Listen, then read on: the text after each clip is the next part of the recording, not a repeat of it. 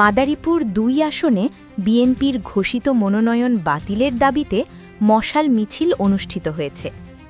বৃহস্পতিবার সন্ধ্যায় শহরের পুরান বাজার এলাকা থেকে মিছিলটি শুরু হয়ে বিভিন্ন গুরুত্বপূর্ণ সড়ক প্রদক্ষিণ করে বাদামতলায় গিয়ে শেষ হয়। এর আগে সংক্ষিপ্ত সমাবেশে প্রধান অতিথির বক্তব্য রাখেন কেন্দ্রীয় বিএনপির সহ শিক্ষা বিষয়ক সম্পাদক হেলেন জেরিন খান। তিনি বলেন, মাদারীপুর ২ আসনে ঘোষিত মনোনয়ন বাতিল না হওয়া পর্যন্ত এই আন্দোলন চলবে। যোগ্য ব্যক্তির হাতে ধানের শীষের টিকিট তুলে দেওয়ার দাবি জানান তিনি। হেলেন জেরিন খান আরও বলেন, জেলার মানুষ যার বিরুদ্ধে কোনো প্রশ্ন তুলবেন না এমন উপযুক্ত প্রার্থীকে মনোনয়ন দিতে হবে।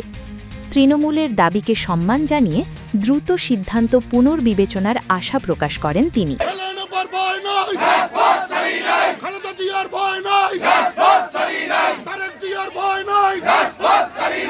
প্রিয় ভাই ও বোনেরা, একটা কথা আছে গ্রামগঞ্জে, কথাটি হচ্ছে যে মাছে কাঁটা বেশি সেই মাছের স্বাদও বেশি।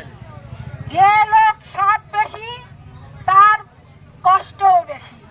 অর্থাৎ সৎ লোকেরা যা কিছু অর্জন করে তা সব সময় তারা অনেক কষ্ট করে তাদেরকে অর্জন করতে হয়। কাজেই আমরা জানি সৎ লোকরা সব সময় বিজয়ের হাসি হাসে।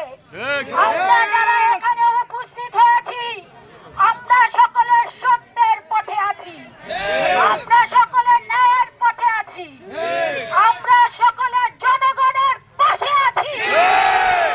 সেই কারণে আমরা জানি একটু সময় হলেও বিজয়ের হাসিটা আমরা ইনশাআল্লাহ হাসবো। আপনারা সকলেই জানেন আমাদের সকলের হৃদয়ে রক্তক্ষরণ হচ্ছে।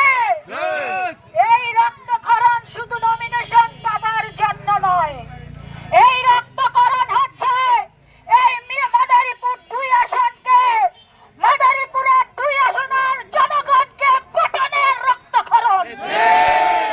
আমরা জানি আজকে জাতীয়তাবাদী দল বিএনপির পক্ষ থেকে যাকে নমিনেশন দেওয়া হয়েছে তিনি অতীত দিনেই পৌরসভার নির্বাচনের নমিনেশনকেও তিনি বিক্রি করে দিয়েছিলেন। একবার নয়, দুইবার নয়, তিনবার তিনি নমিনেশন বিক্রি করেছিল। তার হাতে আজকে জাতীয় সংসদের মতন একটি নমিনেশন যদি দেওয়া হয়, আমরা শুধু বলতে চাই সেই নমিনেশন কি নিরাপদ?